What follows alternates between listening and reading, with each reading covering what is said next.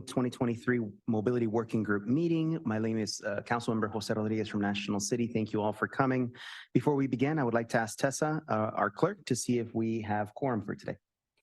Good morning. Yes, we have a quorum for this meeting. Great. And Tessa, would you like to go over the public, how they wish to participate if they wish to? I'm very happy to. We are taking public comments both in person and virtually. If you're in person, please complete a speaker slip and bring it to me here at the table. And if you are virtual, please raise your hand when the item is called for presentation. We will take in-person comments first, and then we'll take virtual comments. And currently today, our public commenters will have 1 minute. Thank you. Thank you, Tessa. I understand that there's new members at the working group. If so, would you like to introduce yourselves? No new members? No new members. There we go. Hi, this is my first time here. I'm not a Bandigan, as the name tag implies, but Evan Jednak from the City of Encinitas, Senior Mobility Planner. Welcome. Good morning, everyone. I'm Tara Lieberman, a Group Program Manager with the County of San Diego. I'll be replacing Lynette Santos. Great. Welcome. Anybody else? Yeah. Good morning, everyone. I actually was at the last meeting, but this time I'm official. I'm Ann Fox, and I'm with Caltrans District 11, covering San Diego and Imperial counties, and I'm the deputy there for planning and local assistance. Great. Welcome, Ms. Fox. Thank you. Thank you so much. Moving on to item number 2, public comments and communications. Do we have any comments from the members of the public? Thank you. We do not have any non-agenda public comments. Any working group members would like to state any public comments? No? All right. So moving on to consent, item number 3. I will look forward to a motion to approve items 3 and 4.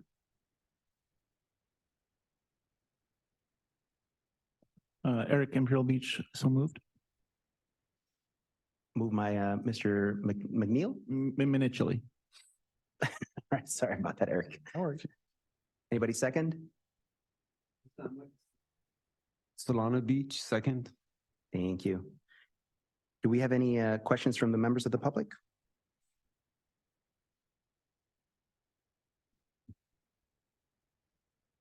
No, there are no. Yes, there's no public comments. Thank you. Any comments from working group members? All right, so everybody in favor, say aye. Aye. Anybody opposed? Any abstentions? All right, motion passes. Moving on to item number 5, that is the Bayshore Bikeway Resiliency Project. Josh Clark from SANDAG, Associate Regional Planner, will introduce the Bayshore Bikeway Resiliency Project. Hey, y'all. Josh Clark here. I work in the engineering and construction division here at SANDAG. I'm a senior active transportation planner. So you'll recall that we convened the Bayshore Bikeway Working Group here at SANDAG for years. And so we've been apprised of this project's development and provided some input for the past few years. And we're really excited that it continues at pace. That Bayshore Bikeway Working Group was restructured to this working group. And so it's really exciting to get this update. And as we all know, we're really excited to continue building out more and more miles of regional bikeway for residents and visitors to the region. And it's important to also note that there's many miles that are substandard currently, and some that will be rendered useless in a few years due to the impacts of climate change. So this is an exciting project that is addressing those changes, and let's be mindful that there are many miles of bikeway. One example, Rose Canyon Bikeway, that was rebuilt to nearly double the previous width. And I know the City of Oceanside is working on a coastal rail trail segment, rebuilding that project too, where those old design minimums no longer are serving the users of these bikeways, many of whom are riding a little bit faster and heavier bikes than initially. So this is an exciting project, and I'm really thrilled to get this update. So project team, take it away. All right, good morning, Chair and board members. We're very excited to be here back in SANDAG and the working group to present on this project. We brought our entire project team from the City of Imperial Beach here to present on our Bayshore Bikeway Resiliency Project. This is a climate adaptation project that's actually multi-jurisdictional. It includes multiple agencies, and it's looking to really revitalize parts of our south end of San Diego Bay.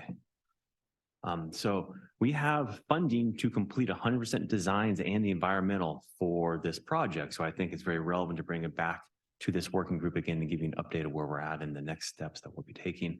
But we're looking to repurpose our section of the Bayshore Bikeway on the south end of San Diego Bay. We're going to nearly double the width of it, to address some of the safety concerns, but more importantly, we're raising that bike path to address some of the flooding concerns that we have currently and projected with future sea level rise. We're using this opportunity to really revitalize that section of Imperial Beach. There's a greater interest from folks wanting to use the bike path. There's the Chula Vista Bayfront development, so we already know we're going to have even more interest in the bike path and more interest of folks coming to Imperial Beach. And this project is going to be a catalyst to really activate this section of our area. And there's a lot of great things that we'll be going through this presentation of what's included in this project. And over this next year, you're going to be hearing a lot of work that we're going to be doing. So kind of the project need, it started with our 2016 sea level rise assessment. There's some low sections of the bike path already that already overtop. We have sections of our city that when it rains really heavily, water backs up into it. So we're looking to address kind of the neighborhood flooding and the flooding impacts from the bayfront. We're also going to be including all sorts of restoration and habitat enhancements associated with this. So it's not just good for the users, it's good for the birds and the wildlife and the salt marsh that's we're going to be doing. So you'll hear a little bit more about that as well. And what this issue is really looking to address is it's going to solve a lot of the flooding issues and the future anticipated flooding needs. So these are kind of the two low areas of the Bayside neighborhood. There's also the Bayside School that's adjacent there. They're going to be turning into a multi-purpose detention basin. We're going to elevate the bike path, make it wider, put in a nice transitional slope to enhance habitat. And this really we do see as a model for what can be addressed on the other section of the bike path, because we're really pulling in the shared jurisdictions of Coronado and the city of San Diego, NIB, along with the Port of San Diego and the Fish and Wildlife to come up with a project that works for everyone. So I'll pass it off to Dennis Larson. Yeah, thanks, Chris. Good morning. I'm Dennis Larson. I'm a principal with Nexus Planning and Research, and we're the prime for the project. So what I want to do is just go through, oh, great, thank you. Go through some of the project design features. So we started this project in 2021. We met with the public for about 2 years, along with local agencies to get their feedback about different alternatives we have, and we kind of landed on what we have now. I want to talk about kind of like the three primary project design features. The first one is the living levee with the ecotone slope. You can see the image on the top right. That's kind of a cross section of what that would look like. And then looking on the map, that's the area shown in green. So it really wraps around from SR 75 around Pontene up to what's called the Flamingo Trail up to 7th Street, and then a little bit more into Pond 10 as well. The living levee is really something where what we're doing is that around that area, we'll elevate the existing bikeway to address 3.5 feet of sea level rise, which means some of the bikeway is already prepared for that. So some sections will be raised about 3.5 feet and some sections more about 2 feet. Really, we'll do that in place. But along with that, when we did the public outreach, and this is something that Josh mentioned, with the introduction of electric bikes and just this is a really highly used path, there have been more accidents. When we were doing surveys, the number one thing we heard from the public was, please do something to make this safer. And so what we're going to do is we're going to model this after kind of the bike path after what is happening in the Sweetwater path near the Chula Vista RV park.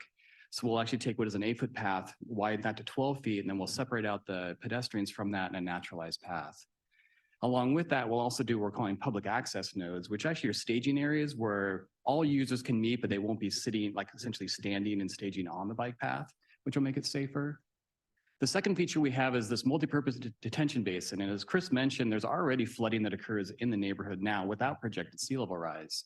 So what we're looking to do is it's kind of a two-step process. What you'll see in blue on the map is actually increasing the capacity of the existing stormwater system.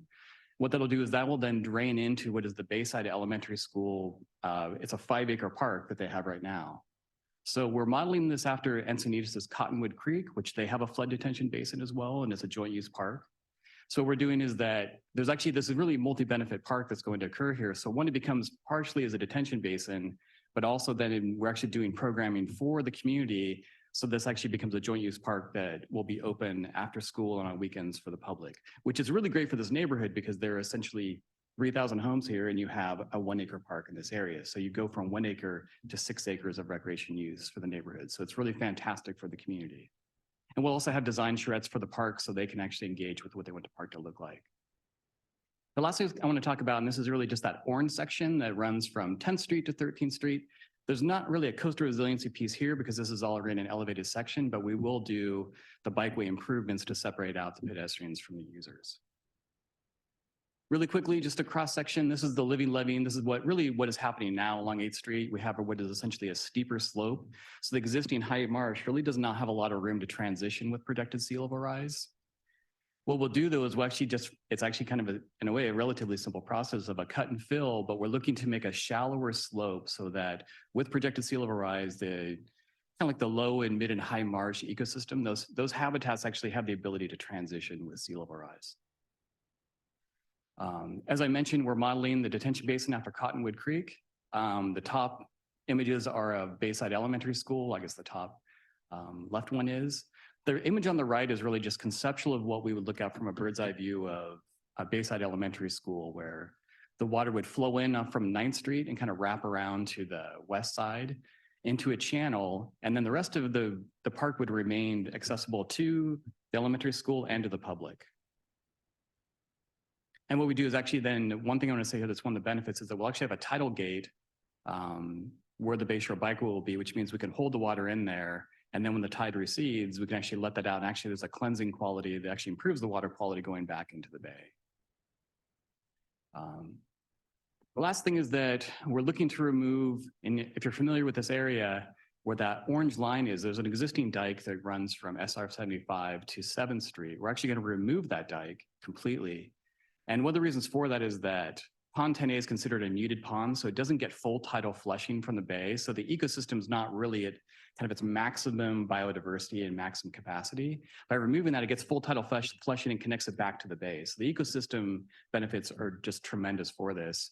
Then what we're looking to do is put a bridge across that. Now, initially, we were not going to put a bridge in. It was just going to be open, but really the public came back saying we really wanted to have a bridge, and we think it can be kind of like the iconic feature for this. There's different examples we're looking at. Lake Hodges has this type of bridge. There's some bridges in Alaska we're looking at. The one in Banff, Canada is actually probably the most popular that we're looking at, but we'll once again probably do design charrettes around what the bridge looks like. Final piece is really we talked about it's the separation of the users. It's making it a better experience. There are areas now where there's some blind spots where you can't actually necessarily see people around the elementary school. And so what we're going to do is keep the bike path in place. There will be some places where we'll realign it close to the elementary school, but for the most part, we're just looking to separate out users from each other to make it safer. I talked about the public access nodes. This is actually something we're exploring near 7th Street. This would be at 7th Street, 8th Street, 10th Street, and 13th Street. Once again, these are smaller staging areas that would have some shading, some seating. On the bikeway, we'd actually do changes in pavement. So there'd be slowing. We'd have wayfinding, signage to let people know there's other users coming in that area. We'll also go and incorporate educational signage for cultural signage about tribal history in the area, also the railroad history in the area, and then also education about the biology. All right, so I'm going to pass this over to Megan. All right, well, good morning, everyone, and thanks for this opportunity to speak about this great project that our team is extremely excited to talk about. Now we're going into the money part, the project funding. So what has been moving and driving this project? So the initial portion of the project was our 30% design, and that was fully funded by OPC. And with that, we were able to determine that this project would be technically feasible and cost effective, and we are able to ascertain what would be the best sort of approach to this project in terms of the designs. Now, moving forward, we're looking to finish our 100% design of the project. And so once again, we're working with OPC to fund that. But in addition to that, we're also working with the Coastal Conservancy to finish that funding. So this project, as Chris and Dennis both highlighted, is a project that is in multiple jurisdictions as well as has multiple agencies. And with that, we have both CEQA and NEPA that we have to address. And so the funding that we'll be working with OPC and the Coastal Conservancy will not only address that 100% 100% construction design piece, but it will also include the environmental portion of that. In addition to that, we were awarded a $15.2 million grant from the FEMA BRIC funding, and that is going to be funding a portion of the construction for the project. And right now, what we're doing is we've been working with the Port of San Diego and have recently submitted a letter of intent for the NOAA funding to be able to do a more resilient region type of project. And that would sort of finish the funding for the construction of the project. And so our full intent is to have this largely funded through grant funding.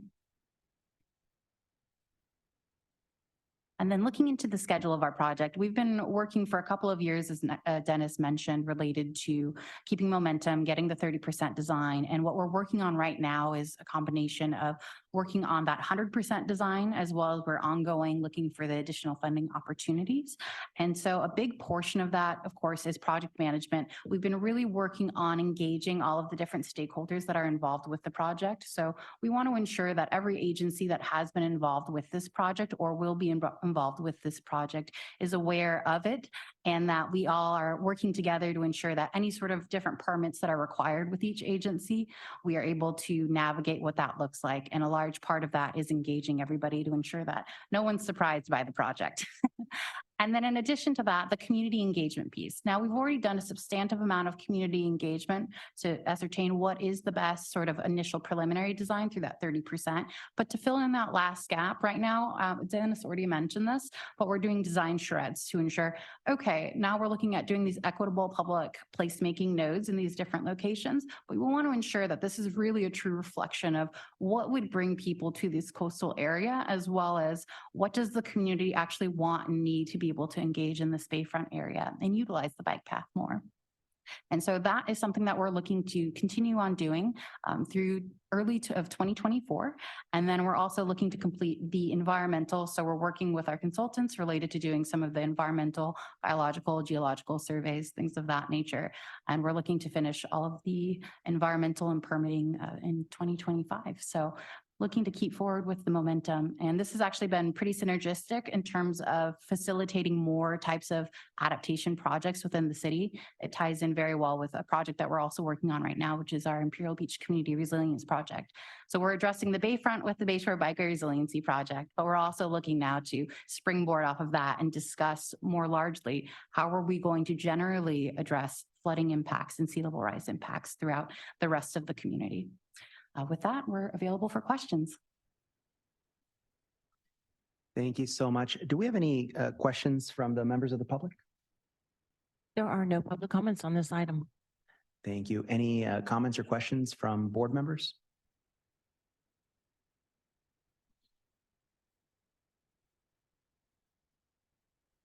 I would say that, sorry, go ahead. Eric Minichilli, Imperial Beach. We're very proud of the project. It's moving along. In fact, I believe it's actually won an award. Is that correct?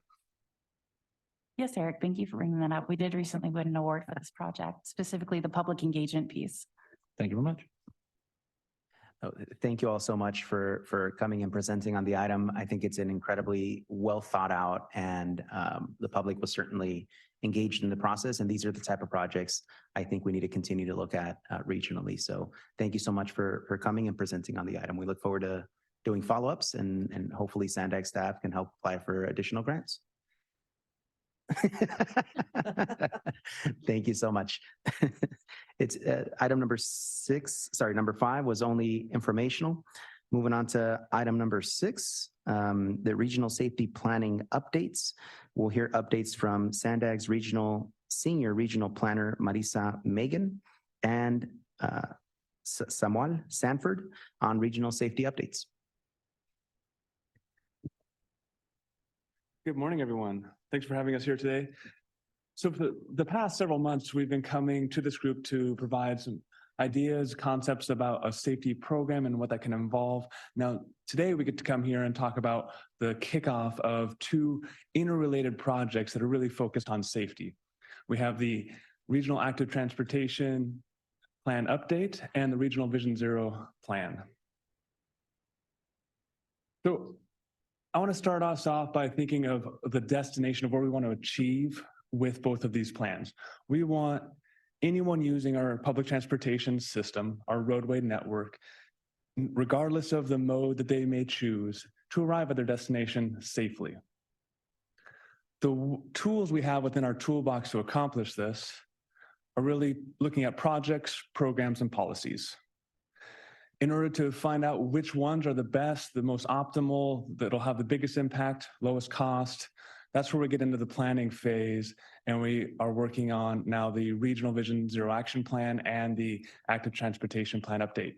These two, since they are both very much safety focused, Vision Zero being essentially a comprehensive safety action plan, and then the Active Transportation Plan and active transportation users are often cognizant of safety concerns, and so we want to make sure that these two efforts march together as they move forward. So first, we'll look a little bit at why we need this. What are some of the nationwide evidence for safety? And it hasn't been great for the last several years. So during the pandemic, despite having lower volume traffic, we actually had increases in fatalities nationwide. And these trends are nationwide trends. They hold true for our area as well. Now, advancing once we got out of the pandemic and congestion started reappearing on our roadways, unfortunately, we're still at a 20-year high in roadway fatalities. This problem has not gone away.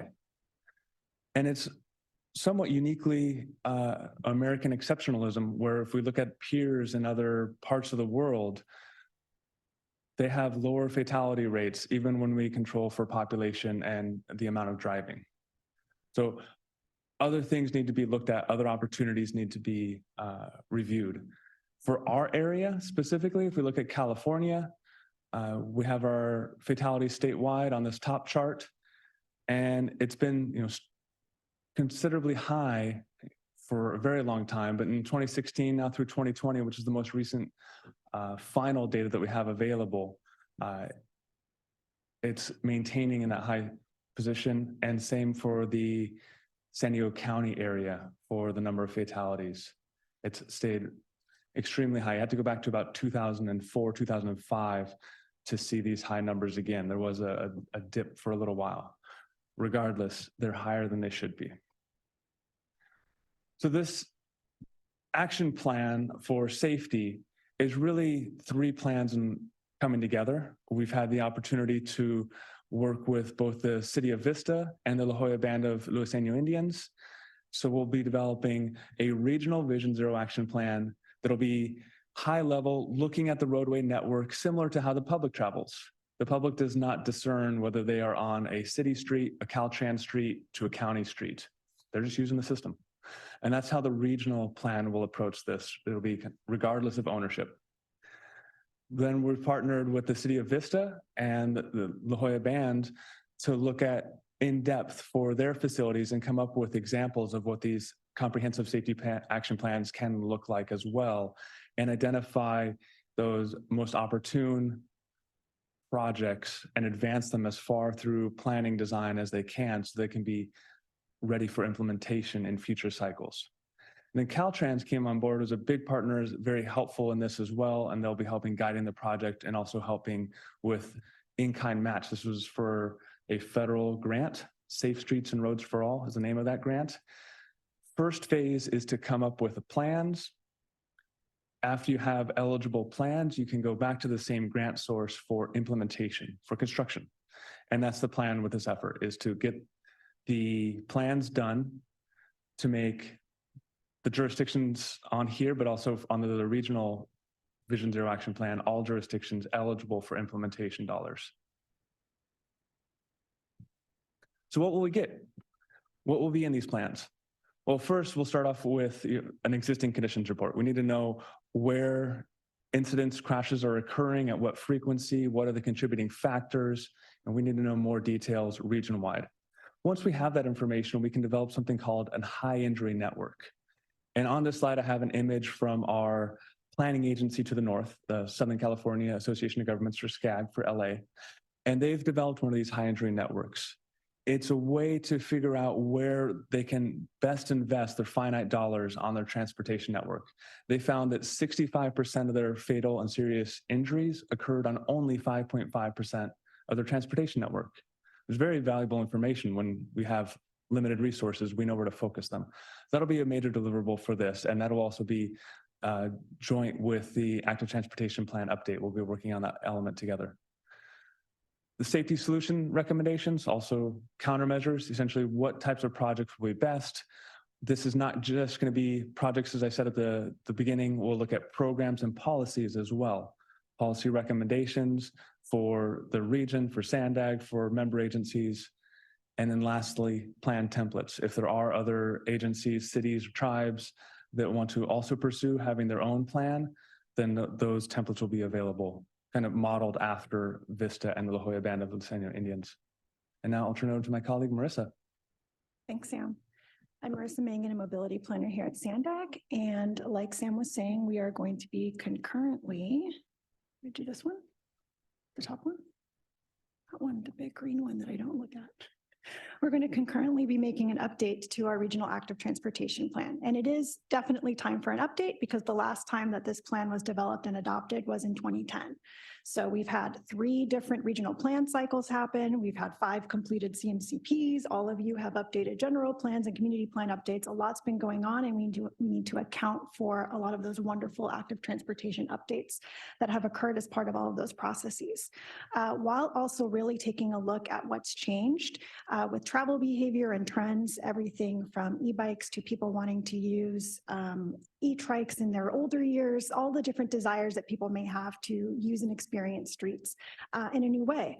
And so we'll be building upon the wonderful work that has been, honestly, SANDAG's guiding light for our active transportation program to date, with the great projects that have been built or that are currently in design and soon to be constructed, building upon that to make sure we have a regional active transportation network that's updated to account for all of the changes.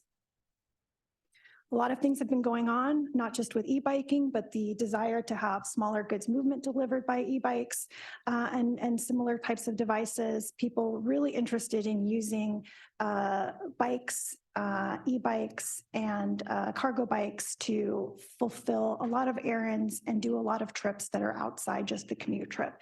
And so we want to account for all of these new trends and make sure that our connections are conducive to those types of desires and trip making, and also make sure that the types of facilities are most definitely up to a certain caliber that's suitable for all ages and abilities, so that no one's left behind. Everyone can feel safe and comfortable going from one community to the other, or just traveling within their community on this regional network.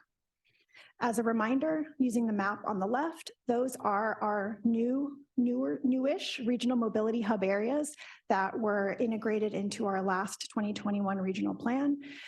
We want to definitely make sure that our regional active transportation network accounts for connections to every single one of those 31 mobility hub areas, while also keeping in mind all of the places where we have regional transit services, everything from rail to rapids, so that people can make connections to and from transit or use biking to fulfill their full trip, and also consider places where we need to think about combining some bike and walk connections, major intersections where we can combine the two to get to a transit station safely compared to the condition of today, and just think about all the ways in which we can connect to our parks, our workplaces, our errand places, you name it.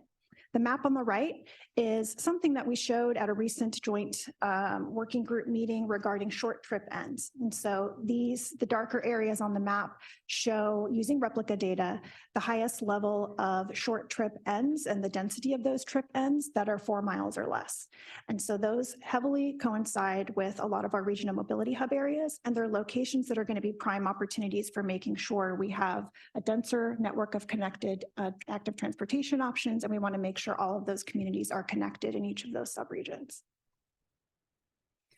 The regional network is no different than thinking about a highway network or a transit network. There are people that are going to be using that network to, say, bike a long distance, but also use it for a short distance to get where we need to go. And so we want to use that idea and make sure that we have a fully connected network throughout the region and multiple points of access between some of those regional mobility hub areas, so that people can use it or consider using it to get to work or to get to transit or to get in and around their communities for weekend trips. I don't like the term discretionary discretionary trip. I think it's garbage. I think we need to kind of think about all trips as being vital and important and contributing to our quality of life and how we get things done. And so that's going to be kind of top of mind for us as we outreach and collaborate with you all to get this active transportation network updated and make sure it's a network that really helps people feel comfortable, safe, and have fun at the same time that they're getting from place to place. Cycling to and from locations is honestly, truly a sensory experience, and it's unlike anything you can experience being in a car or even using transit, although I'm very pro-transit, don't get me wrong, but it's an opportunity for us to integrate all of those kinds of elements into the active transportation experience day to day. And so just kind of a summary of what our update is going to include. I mentioned the hub areas more than once. We want to make sure all of those hub areas are well connected.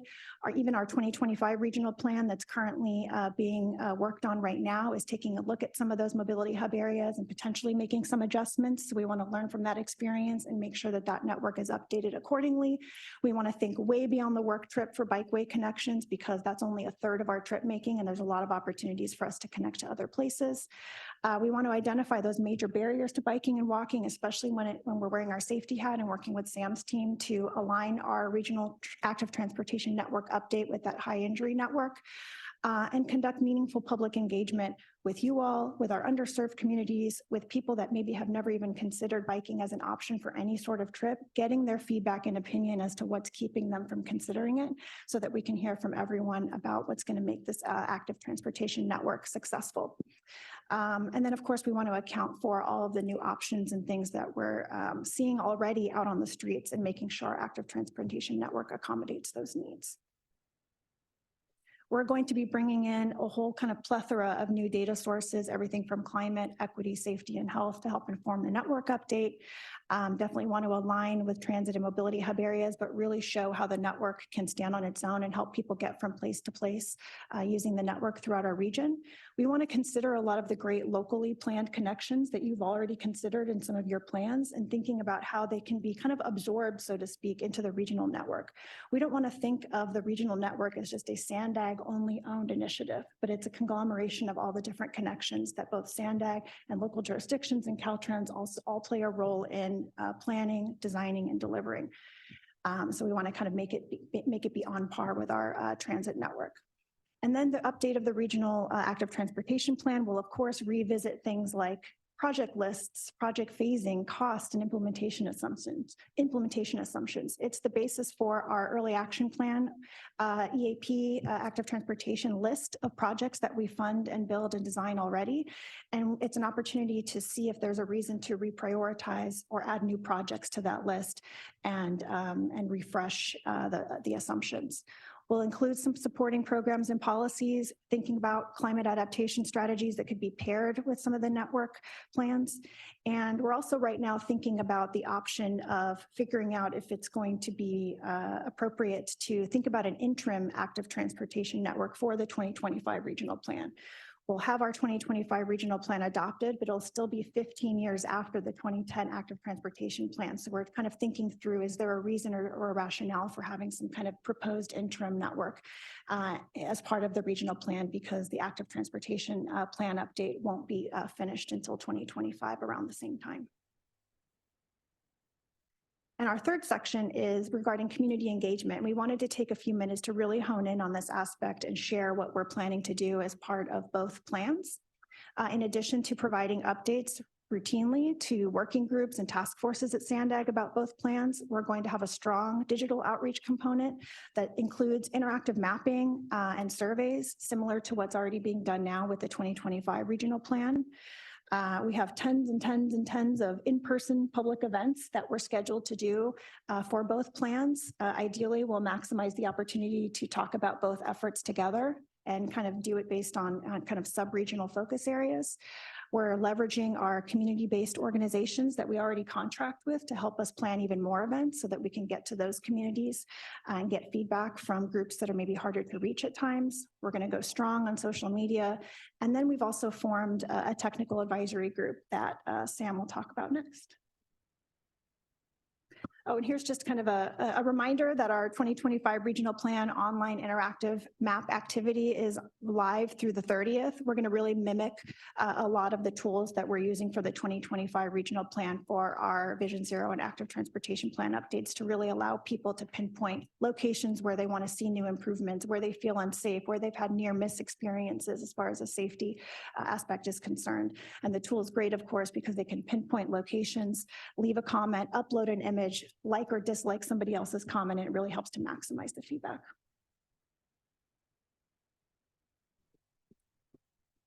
So in addition to the items that Marissa just mentioned, these next two are essentially best practices on engagement, and also we'll get into data in the following slide as well. But with this initiative, SANDAG is convening a technical advisory group, and this is essentially bringing in multidisciplinary representatives from everything from trauma centers, school districts. We have local agencies on the engineering side, on the legal side, first responders. There's a broad width of experience that's coming together to help inform and guide the development of both these plans. So with their breadth of experience, they'll be able to kind of weigh in on maybe unanticipated consequences or ideas that we haven't actually thought of, because they're coming from a different professional background as well as their personal backgrounds. So this group will actually be convening starting in the end of September, will be the first time, and then they'll meet approximately quarterly as we have material for them to review and provide input on. And as I mentioned, this is one of the best practices for USDOT, the funder of the Vision Zero effort, and for other planning efforts as well. On the data side, we'll also be launching a publicly accessible safety dashboard. And the idea behind this is twofold. One is the transparency on safety. We want to make sure that everybody can see how things are, but also there's some benefits to the region. There are jurisdictions already that have wonderful systems up and running, the city of San Diego being a great example. But for other jurisdictions and for some of our tribal partners, they don't have the capacity right now to take on downloading data, cleaning data, developing sites, and putting it up and doing all the analysis over and over year after year. So pooling all this information together in one source for everyone to access, it acts as kind of a savings for the region. It's essentially a data clearinghouse for access and analysis to these data that then can get jurisdictions and other partners ready for project development, and then also for grant applications. They'll have that information at their fingertips. And this is anticipated to come out in October. So timeline, as far as upcoming major elements for both these efforts, we have high injury network work going on in the fall of 2023. There will be significant additional analysis on existing conditions in also the fall 2023. The draft regional active transportation network will be spring of 24, and the regional Vision Zero action plan is set for spring of 2024 as well, to align with grant application timelines. And then ongoing stakeholder outreach throughout all this effort and through the calendar year of 2024. And that concludes our presentation. We're happy to take any questions or comments. Thank you so much. Do we have any questions or comments from the members of the public? Thank you, Chair. I have one public commenter, Tom Frank. Please go ahead. Good morning, Mobility Working Group. Can you hear me? Yes, we can. Great, thank you. So great presentation, thank you. And I just wanted to share that the city of Carlsbad just completed a year of emergency declaration. We developed a Safer Streets Together plan. It's a three-legged approach to try and lower serious injuries on our street network, in particular focused on improving conditions for the bike share, because we had a couple of we saw data where our bike share serious incidents were raising up 200% in the previous year. So City Council really wanted to address the issue. And so I applaud the effort. We're of course going to volunteer to be on any committees to help address the issue. What I wanted to do is volunteer. We actually prepared a presentation for the APWA PWX that was just held down at the convention center. So I'm not sure if any of you saw our presentation, but we provided a lot of good data similar to what you're addressing with your plans. And I wanted to highlight a couple of points. I shared at an earlier meeting, actually the meeting where we didn't have quorum, so I'm sorry, time expired. If you could just wrap it up very quickly, please. Oh, yeah, sure. I didn't know I was being timed. So I wanted to make sure that we're addressing the intersections because that's where half of the serious collisions occur. And so roundabouts are the best way to address that. And so I would encourage future efforts to focus on implementing roundabouts similar to the FHWA accelerated program and also state policy. Thank you. Thank you. That concludes the public comments. Thank you. Any comments or questions from working group members? Yeah. Good morning, Min with the City of Santee. Thank you, by the way, great presentations.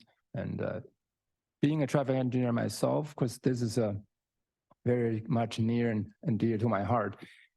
And but I do have a question. I see on the presentation, the part of the project will develop safety solution recommendations and a prioritized list of projects, programs, and policies. So because all the streets are managed by local agencies and Caltrans.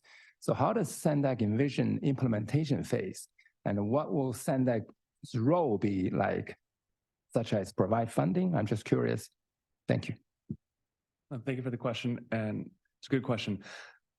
The list of projects that we envision coming out of the Vision Zero action plan will be kind of prioritized on a series of, cost effectiveness, low cost, what can be achieved sooner. So there'll be a time component as well, in addition to social equity. So there'll be multiple components as far as identifying a prioritization process. And then it will be, there'll be projects for each jurisdiction. Jurisdictions can take those projects and pursue funding for them, whether that be through Safe Streets and Roads for All, through Highway Safety Improvement Program or other grant sources. If jurisdictions would like to partner with SANDAG, because SANDAG does not own the facilities. So we're happy to partner and try and help and facilitate in any way we can. Otherwise, we'll have a list of projects that would then be eligible for Safe Streets and Roads for All for each of the jurisdictions to look at and choose from and seek funding for. Other additional questions? Yes. Yeah, just to follow up on that, that's a very good question, Minji. I wonder, I see that you're planning, it looked like you're going to have a high injury network available this fall. So very quickly, or did I get the year wrong on that? Yeah, it's a very quick turnaround on developing the high injury network, and that which will include intersections, as was mentioned earlier. Okay. I'm wondering if you would be able to share that network with the group, not just the technical advisory group, but with all of the mobility working group. I think that would be something that we would all be very much interested in seeing and understanding. And then with respect to the prioritization process, I would love to hear more about what you ultimately are recommending on prioritization. I think that's another topic our group would probably love to know more about before you finalize that prioritization. And I think the last thing is the selection of projects. I think each jurisdiction would love the opportunity to, understand the data that you've come up with and weigh in on what projects might be recommended or the solutions that might be recommended for those jurisdictions. So I'd encourage you to reach out to the jurisdictions so that we can be sure that we have solutions that are implementable. Thank you. I appreciate your doing this. I'm excited to see what you come up with.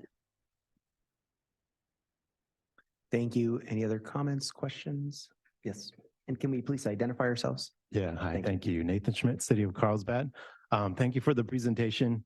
Overall, I really like this approach you're taking in developing kind of a combined active transportation plan with the Vision Zero. I think it makes a lot of sense, and it's a great way to approach this.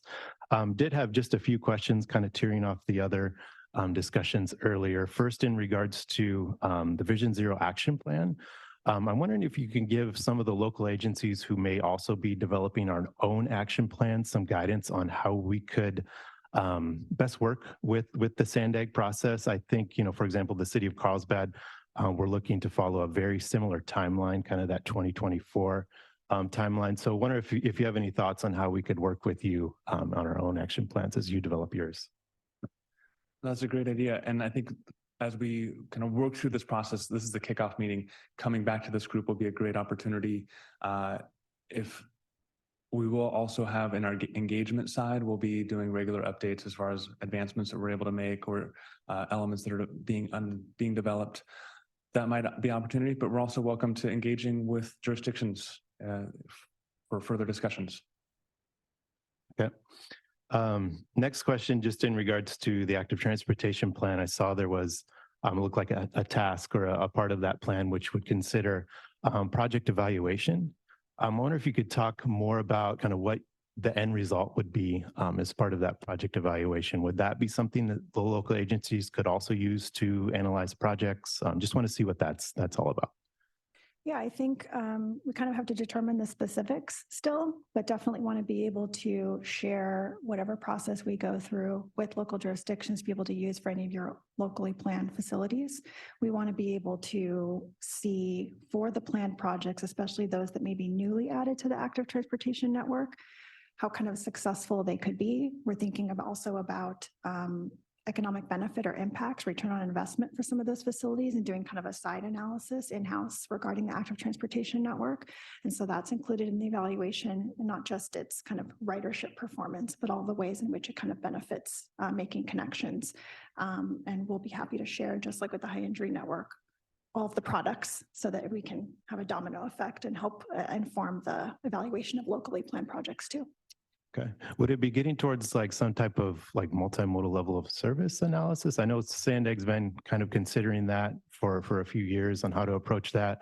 Reason I ask is I do see that as something that would be useful to local agencies, as we, try to develop our own multimodal level of service, so we can use that for, analysis of development projects or active transportation projects. So just, that maybe that's just some feedback for the plan to develop some type of tool that the local agencies could evaluate our own projects. No, thanks for that. And we'll also be, of course, considering active transportation projects on our complete corridors as kind of bundled, so to speak, with rapids and other things. We never want to kind of think about an active transportation facility all on its own unless it's truly that type of maybe Bayshore bikeway connection, because a lot of these projects are going to be coexisting with either existing or planned transit solutions. And so I think that's a great suggestion, because we can also think about how to evaluate the project or the corridor as a whole once an active transportation connection is added, for example. They work together. All right, thanks. Thank you. Other comments, questions? Yes. Ted Annis, Airport Authority. Just a quick reminder, when is the online engagement closing? The 2025 regional plan online engagement closes September 30th. We're hoping to launch our active transportation and Vision Zero online engagement very end of October. My goal is Halloween. Thank you. Other questions, comments? I do have one. Would it be possible to work with cities and maybe identify the most dangerous corridors or transit locations or intersections, so that we could have that in mind as we are doing our own updates? Because in National City, as an example, we are doing our bicycle update and we're in the middle of it, but it would be good to identify which areas we need to continue to work on to make sure that they're the safest routes for our riders.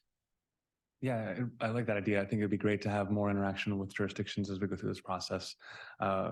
We are still onboarding a consultant for the Vision Zero side. So that element is still in process. And once that is completed in the next, hopefully, week or so, then we'll actually be able to hit the ground running and have more details to share. Great. Thank you so much. Any other questions, comments? All right, I believe this is an informational item only. Thank you so much for the presentation. Moving on to item number 7. We have the San Diego Regional Medium Duty and Heavy Duty Zero Emission Vehicle Blueprint, which SANDAG Regional Planner Natasha Dulik will be presenting.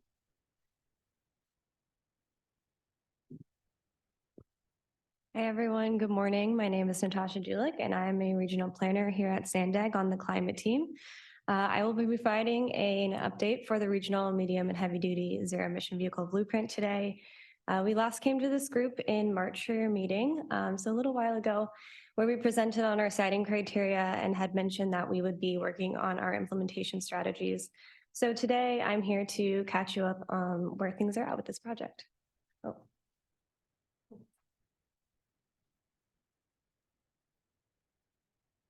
So here's a look at what we'll be going through today. I'll be providing a project background and some overview on the implementation strategies, especially if anyone's new here or just needs a refresher. Then get into the blueprint report and the outline, and then go into some next steps. So first things first, what's guiding this work and this project? There are some pretty ambitious policies and targets that have been set by the state, which includes Executive Order N7920, that's looking at not only the transition of light duty, but also medium, heavy duty, and off-road equipment. And we're really focusing on that teal part here, where buses and trucks transitioning by 2045. So based on these targets, we want to make sure that San Diego is contributing our fair share to these targets, and that means aiding the transition for trucks and buses in our region. And that is where the blueprint comes in. So the blueprint will guide the transition of trucks and buses to zero emission vehicles in the region and provide some near and long-term implementation strategies, as well as address infrastructure readiness needs and costs. And we are funded by a grant from the CEC. So I'm blanking right now, Center for Energy, California Energy Commission, too many acronyms. And we are partnered with the Port of San Diego and the Environmental Health Coalition on these efforts. So the project can really be broken down into these 4 key deliverables, with the first 3 really informing the actual blueprint itself. So I'll go through and summarize these quickly, but the needs assessment was completed earlier this year and really looks at the current state of where we're at and where we want to be heading, provides some background on existing regulations and policies, and an analysis of what our future fleet mix will look like with battery electric and hydrogen vehicles. And then we have our vehicle technology and citing criteria, which was completed in the spring. And this is where we have our key considerations for planners and infrastructure developers to use when looking at citing, charging, and fueling infrastructure. And then it also includes a look at vehicle technologies and provides the sort of decision analysis matrix for owners and operators to use when selecting vehicles for their fleets. And then last, we have the implementation strategies report, which identifies and addresses current gaps and barriers to adoption. And then looking at informing future investments for zero emission vehicle programs and policies, not only with SANDAG, but for the region and local jurisdictions as well. So all 3 of these have been completed. And like I mentioned, they are informing the final blueprint. We hadn't got to come to this group yet with the implementation strategies. We did provide an update for TC, the Transportation Committee, and then our Freight Stakeholder Task Force. We've been working closely with them as well to gather input for the implementation strategies, but I do want to provide a quick overview of these strategies before we get into the blueprint outline. So our first step here was considering what the adoption barriers were for the region, and we met with our stakeholders and conducted meetings and some surveying to come up with these top key barriers. So number 1 being cost, then we have infrastructure and fueling access, energy demand, regulatory support, technology readiness, and technology awareness. And then from there, we worked with our team to come up with the strategies. It's a full report with all these strategies. I won't go into all of them today. It would be a very long presentation. So I'm just going to kind of section them off into these 5 buckets. So our first strategies bucket would be utility coordinating and permit streamlining. And here is where we really identified the need to focus on coordinating with utilities to establish make-ready sites, and then also prioritize the permit streamlining process. And the report focuses on When it comes to permit streamlining, making sure that, this is to overcome some of those administrative hurdles and hiccups, but really focus still on not compromising on safety. And then we have our public-private partnership strategies. And here these strategies are looking to support new business models and aim to incentivize those partnerships because we really want to get things moving quicker in the ground faster. And the only way that's going to get done is if we're all working together on this. And then the next bucket are our policy and regulation strategies. And here is prioritizing consistency with policies across county lines, as well as the international border. And some other examples include supporting policy and regulation for things like emphasizing the need for clean hydrogen production, as well as looking into things like weight exemptions, so allowing for these higher weight vehicles that have these heavy batteries in them. And then we have our incentive program strategies, and this is really looking at prioritizing reducing the upfront cost of these vehicles and the infrastructure, and focusing on supporting programs that look at low and moderate income communities. And then our last strategy is workforce training and outreach. And here's where SANDAG is looking to support the creation of zero emission vehicle technology assistance programs and partnering with other jurisdictions to be able to provide demonstrations and outreach and training programs for owners and operators and industry partners. And then, of course, sharing these resources out with key stakeholders and partners. So that really quickly goes through our strategies. The report itself is posted on our project website, which is linked in your staff report. So we encourage you to take a look and reach out to us if you have any questions. And now that I've gone through those, let's get into the blueprint report outline. So this is what it's looking like so far. We're currently working on this draft blueprint. Of course, we have an executive summary, and then chapter 1 is looking at our policy and regulation, kind of what I mentioned at the beginning, what's guiding the need to shift to these zero emission vehicles and what's also driving the market.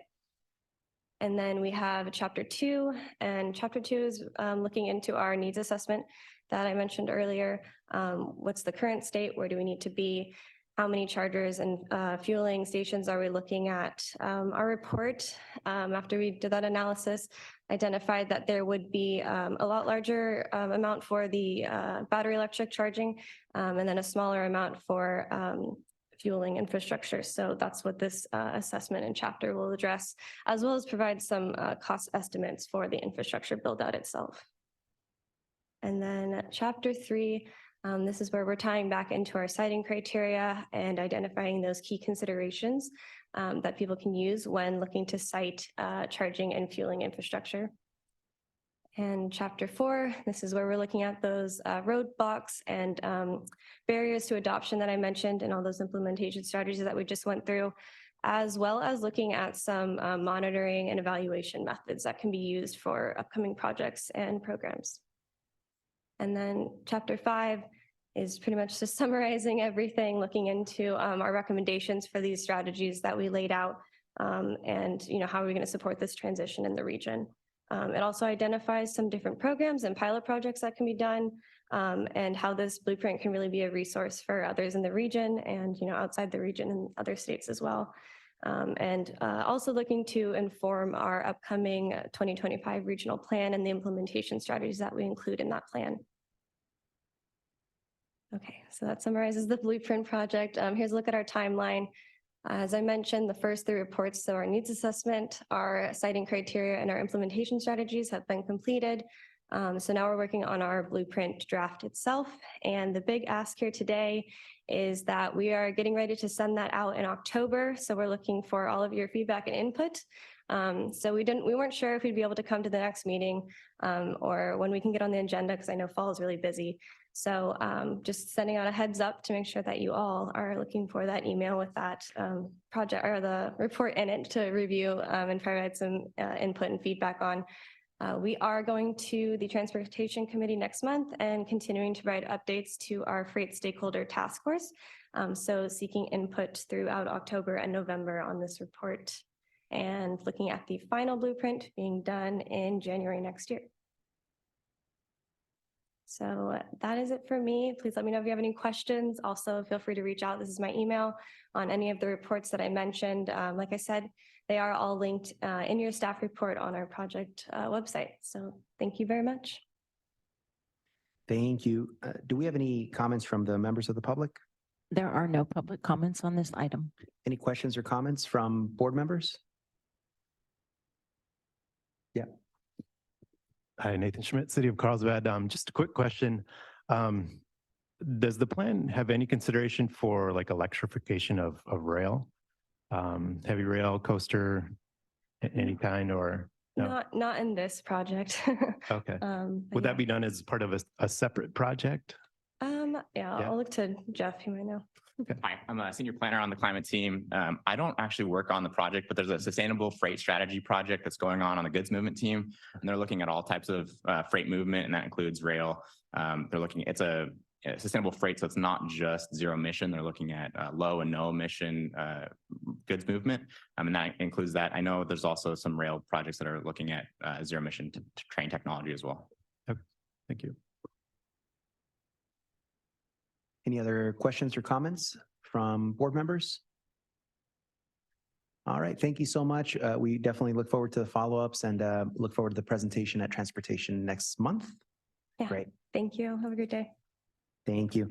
Item 7 was a informational item only. Moving on to item number 8, which Jennifer will give us SANDAG updates on key programs and projects. Morning, everyone. So you're not just going to hear from me. You get to hear from a whole bunch of SANDAG staff today.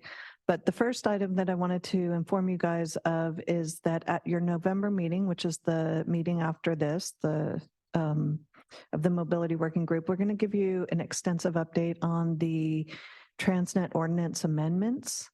So we've been working through those over about the last year or so, and our staff will be bringing those to you, all of the ones that the subcommittee has heard to date, and then let you know what's going to be happening with those that we haven't discussed yet. So I just wanted to give you a heads up on that so you can mark your calendars. I know that's of great interest to a lot of you.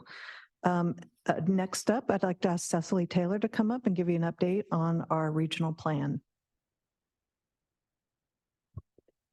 Morning, everyone. Again, Cecily Taylor. I'm a senior regional planner working on the regional plan network development. And where we are now in the regional plan process is we've already held a couple joint working group meetings focused on the regional plan. Thank you to any of you who were able to participate in those. And we've also been holding workshops with the board to share information with them, seek their input on the projects, policies, and programs that will make up the plan, ways to fund all of those and other topics. And we've been hearing from the public through both in-person workshops. We have 2 more of those coming up, one in East County and one that'll be online, focused on the unincorporated county. And we also have an online comment tool that we've been using to get public input. That will remain active through the end of September. I think Marissa talked about it earlier. It's an interactive map where we're asking folks to add information on their mobility needs or project ideas. You can see what other people have entered in and either agree or disagree. So far, we've received over 1,700 comments, and we've also gotten lots of good feedback from our stakeholder engagement as well. So just want to highlight that now is really the time to share those new ideas, big ideas with us, because what we're going to be doing is using all of that feedback, combining it with the historic and projected demographic data for the region, and developing our initial set of the projects, policies, programs, everything that makes up the 2025 regional plan. We want that plan to support our regional goals and to meet the state and federal laws so that SANDAG and the region in general can be eligible for that critical state and federal funding. So please use that online comment tool, share it with your communities. And again, these next couple of weeks are really the best time to incorporate new ideas as we work to develop that network. You can find out more on our website at sandag.org/regional plan, or if you have more general questions, we have an email address, regionalplan@sandag.org. But with that, I don't know if we want to take questions now or at the end. Yeah. So yeah, happy to answer questions on that regional plan update. Any questions? Thank you, by the way. Yes, thank you. Any questions or comments from committee members? Yes. Yeah, I have a question. Thanks for the update. I was hoping to understand when you expect to be back to the mobility working group with sort of a summary of what you received and, for our input and feedback on sort of where you think you're going to go next. Sure. Yeah. So maybe a couple different updates there. In terms of the summary of what we've heard, for the joint working groups, we've sent out summaries following those meetings of specific to each of those. For the public engagement and really just the feedback in general, we're planning to give a summary to the board. I think that'll be in early November. I know that's always subject to change, but that's what we're aiming for. In terms of the network itself, that will probably be the next joint working group that we're hoping to fit in before the end of the year. So that's when it'll be a joint working group. So both this working group and all the others can weigh in on what we've put together based on that feedback and based on the initial analysis, trying to meet those goals. Mm-hmm. Thank you. Other questions or comments? Okay, well, next up, I'd like to ask Susan Friedman to come up and give us an update on the EPA Grant Climate Action Plan. Great, thanks. I feel really short up here. There we are. Hi, Susan Friedman. I'm a climate planning manager. I was here last month talking about another subject, but wanted to share that last Friday, the board of directors accepted a $1 million 4-year grant from the US EPA. And it requires us to do 2 regionally focused climate plans. The first one is, I'd say, flagging as most important right now, is to develop what they're calling a priority climate action plan, or priority CAP. And this is going to focus on near-term measures to reduce greenhouse gas emissions. This could be like VMT reduction projects, energy efficiency in buildings, as well as zero-emission vehicle and infrastructure projects. And this will build on your locally adopted climate action plans, sustainability plans, and other initiatives. And the priority CAP is going to enable the region to do the planning that's required for a phase 2 from EPA. And this is where SANDAG, all the cities and the county, are going to be able to compete for almost $5 billion in new federal funding. And that's going to happen in start of next year, likely due in April of 2024. So this grant's also going to enable us to do a regional climate action plan as part of the 2025 regional plan. And we'll be coming back to this working group as we develop the materials so that we can really get your input and direction on it. So expect later this fall about different priorities we're looking at to come back, as well as in the new year, likely in January or February, with a draft plan that'll go to EPA on March 1st. In addition to that, we're working monthly with your local government staff who work in climate or sustainability or have an interest in this. We're also working with community groups and developing an engagement plan, as well as the tribal nations. So I want to give you a heads up about this, and there'll be more to come in the coming meetings if there's any questions. Thank you. Any questions from committee members? All right. All right, thanks, Susan. Next up, I'd like to ask Ruby Morales to join us to give us an update on the CMCPs. Hello, everyone. Hello, Mobility Working Group members. My name is Ruby Morales, and I'm a regional planner here at SANDAG. And I'm here to share updates on the Comprehensive Multimodal Corridor Plans, also known as the CMCPs. A brief reminder, in 2019, the SANDAG Board of Directors allocated funding to develop 11 corridor plans throughout the region. CMCPs ultimately produce a list of transportation solutions that are designed to reduce vehicle miles traveled and greenhouse gas emissions. CMCPs are also required in order to apply for certain state funds like Senate Bill 1 funds. So of the 11 corridor plans, 5 have been completed. The South Beta Serrano CMCP along the 805 interstate, North County along State Route 78. And then I'll also point out that the North County CMCP was used to secure funding for the Betaquitos Lagoon project. So that's a good thing. And another one that has been completed is San Vicente, Coast Canyons and Trails, and the Central Mobility Hub and Connections. And we have 2 that will be kicking off in the near term, and that's State Route 125, and that will include a toll analysis, and State Route 94. And then one is currently underway, and we are hoping to share with you all soon. And that's the Kumeyaay corridor along Interstate 8. And if you would like more information about any of these CMCPs, you can email us at cmcp@sandag.org or go to sandag.org/CMCP. Thank you. Thank you. Any questions from board members? Thank you so much. Okay, a couple more updates. Next, I'd like to ask Josh Clark to come up and talk about AB 43 and AB 1938. Nice. Thanks, y'all. Again, everyone, I'm Josh Clark. I'm serving as the SANDAG staff lead for this group's AB 43 changes to speed limit settings technical task force.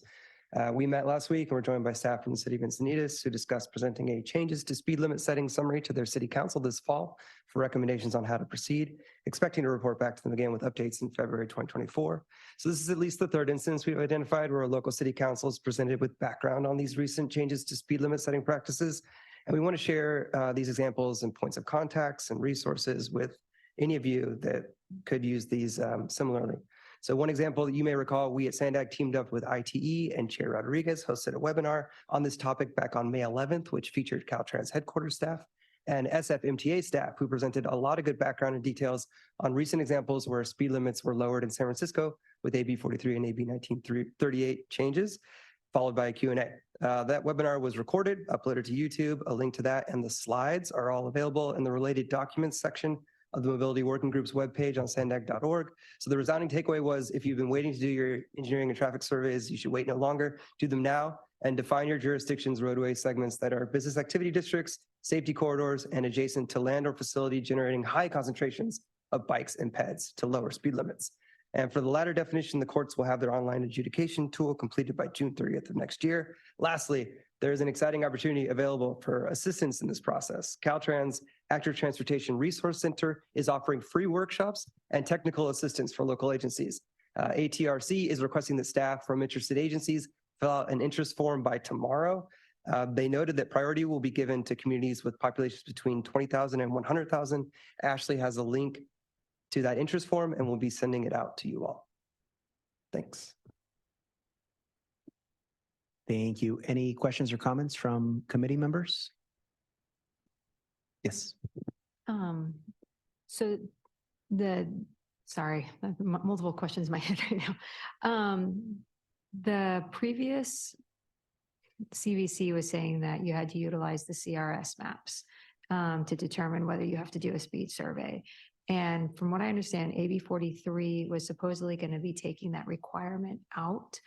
However, in reading the current CVC under 40802, I think under speed traps, it still has a caveat in there that basically we can't get out of and we still have to utilize the CRS map. So I was wondering if I can get some clarification on that.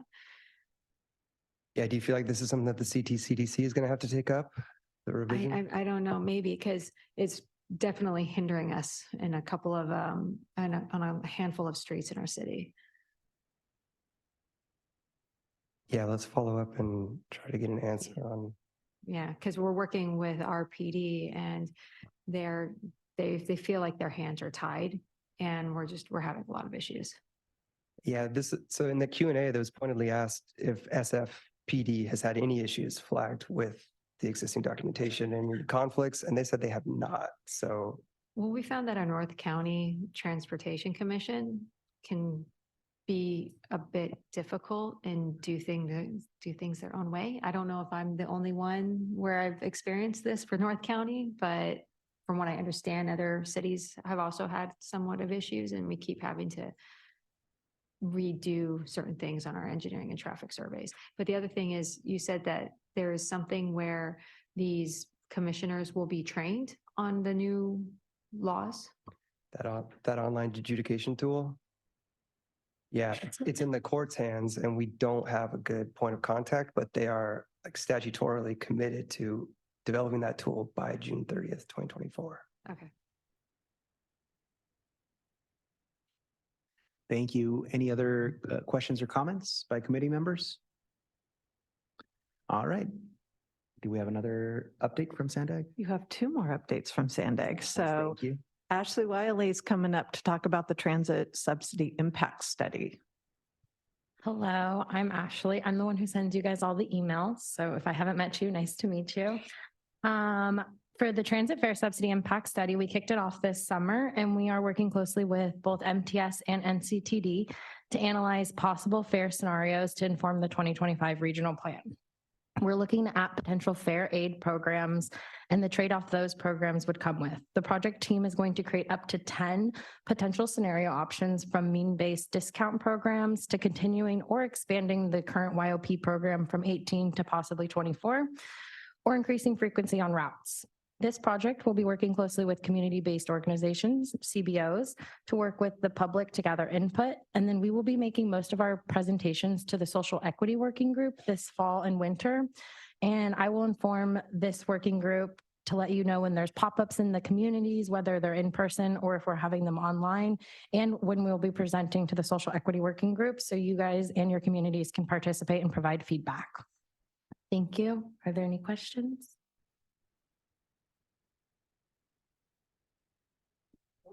Hey, Ashley's up again, and this is your last one of the day, so.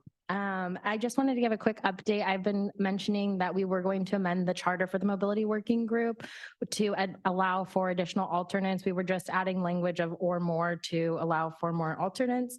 This was passed last Friday by executive committee. And so this will align with board policy 2.4.1.2 and the 6 other working groups here at SANDAG. And that was it. And then I also just want to mention, if you saw this seating chart at your table, you can take it with you or you can leave it. I'll put them out at every meeting. It just has the number that's on the back of your name tag to kind of help you guys figure out where you're sitting. So I hope that helps. So thank you. That's it, Chair. Thank you so much, and really want to commend SANDAG staff. I happen to see them more often now at working in different committees, and thank you all for all the good work you do regionally. Very, very much appreciated. So with that said, we have just our upcoming meeting, which is scheduled for Thursday, November 9th at 9:30 a.m. I do want to state for the record, there were no public comments on item 8. Thank you. Thank you, Chair. I had a quick question regarding item number 4. I'm sorry. Yeah, item number 4. If I missed it, I apologize. Did we take any action on that? It was on consent. Okay. I apologize. I didn't highlight it beforehand. Okay. I have a comment. I would like to see if it is possible to also have an end time for this meeting. I'm recommending 11 o'clock. SANDAG staff has been excellent. We normally finish on time, but just as a recommendation. Yeah, thank you. Thank you. Do we have a usually a time that we have allotted for meetings? 9:30 to 11:30. It's a 2-hour meeting. That can be changed or modified based on recommendations from the chair. I'm not suggesting we change it. I thought it was 11 o'clock, so I apologize. But if it's 11:30, might as well include that in there. Okay. Thank you. So thank you for that. We'll go ahead and include it on the information for the upcoming meeting. That is for Thursday, November 9th at 9:30 to 11:30, although we might end up a little early. Yes. On the agenda, it says 9 o'clock on November 9th. So I just want to clarify, it is 9:30. Yeah, we had a vote on consent earlier in the meeting. So now that would be applicable for the November meeting. Yeah, and I just want to mention that change will be from now on. So we officially changed the new start time from 9:30 and then to 11:30. So that'll be for all the rest of the meetings unless we let you know otherwise. Great. Thank you all so much. We will be adjourning at any other questions, comments? No, we're good. Adjourning at 10:51 a.m. Thank you.